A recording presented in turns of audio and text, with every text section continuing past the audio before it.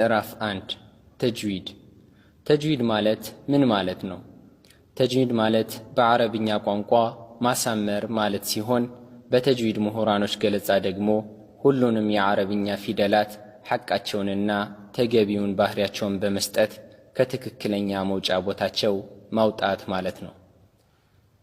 የተጅዊድ ትምህርት የአረብኛ ፊደላትን ትክክለኛ አነባበባቸውን የምናውቅበት ትምህርት ሲሆን በዚህም ትምህርት የፊደላትን መውጫ ቦታ፣ ባህሪ፣ መነሻና መቆሚያ እንዲሁም መሰል አሕካሞች ያካተተ የሆነ የትምህርት ዘርፍ ነው።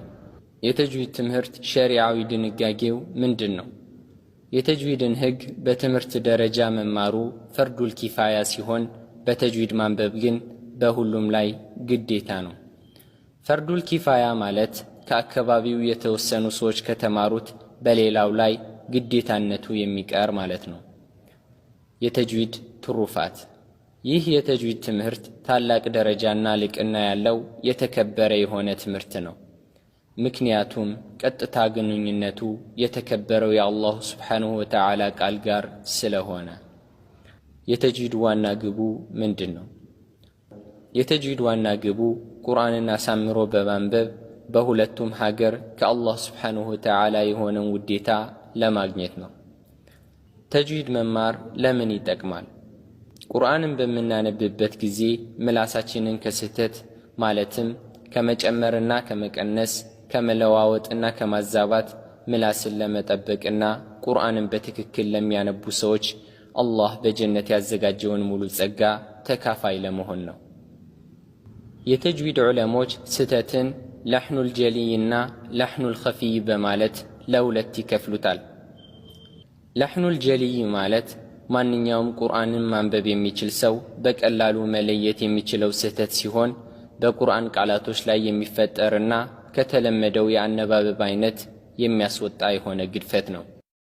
ለሕኑል ጀሊይ ማለት ሐረካን በሐረካ በመቀየር ወይም ፊደልን በፊደል በመቀየር ሊከሰት የሚችል የስህተት አይነት ነው። ለምሳሌ አልሐምዱሊላሂ ረቢል ዓለሚን በዚህ ቃል ውስጥ የምትገኘው ዳል በፈትሓ ወይንም በከስራ ማንበብ ከግልጽ ስህተት ይመደባል። ግልጽ ስህተት ትርጉም ቢያበላሽም ባያበላሽም ትክክለኛውን አነባበብ ስለሚቃረን የተከለከለ ነው። ሁለተኛው የስህተት አይነት ለሕኑል ኸፊይ በመባል ይታወቃል። ለሕኑል ኸፊይ ማለት ድብቅ ስህተት ማለት ሲሆን በተጅዊድ ትምህርት ዘርፍ ጠለቅ ያለ እውቀት ያላቸው ብቻ የሚለዩት የሆነ የስህተት አይነት ነው። ይህ ስህተት በቁርአን ቃላት ላይ ከተጅዊድ ትክክለኛ ዜማ የሚያስወጣ የሆነ ግድፈት ነው። ይህንም መሰል ስህተት የንባቡን ለዛ ማለትም ጥፍጥናን እንጂ ትርጉሙን አያበላሽም።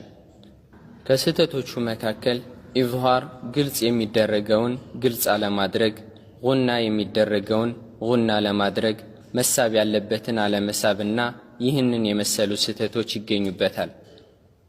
ለምሳሌ ሚን ኸውፍ በዚህ ቃል ውስጥ የምትገኘውን ኑን ስኩን ግልጽ አድርጎ አለማንበብ። ወለዷሊን የሚለው ቦታ ላይም ዷድ ላይ የሚገኘውን መድ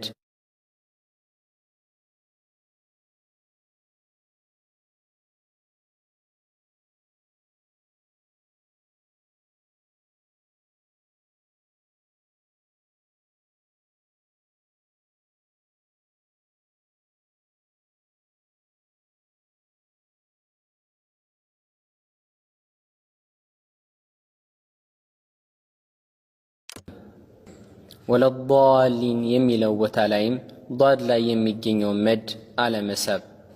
ይህ አይነቱ ስህተት የንባቡን ውበት የሚያሳጣው ስለሆነ የተጠላ ነው። ይህ ቪዲዮ የተዘጋጀበት ዋና ዓላማም ግልጽም ሆነ ድብቅ ከሆነው ስህተት ለመዳን ነው።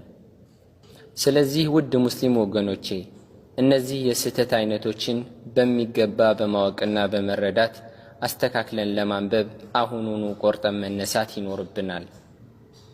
ይቀጥላል። በአቡ ዒያድ ተዘጋጅቶ በኢኽላስ ቲዩብ የቀረበ ትምህርቱን ለሌሎች ሼር በማድረግ ተደራሽነቱን እናስፋ። ወሰላሙ ዓለይኩም ወራህመቱላህ።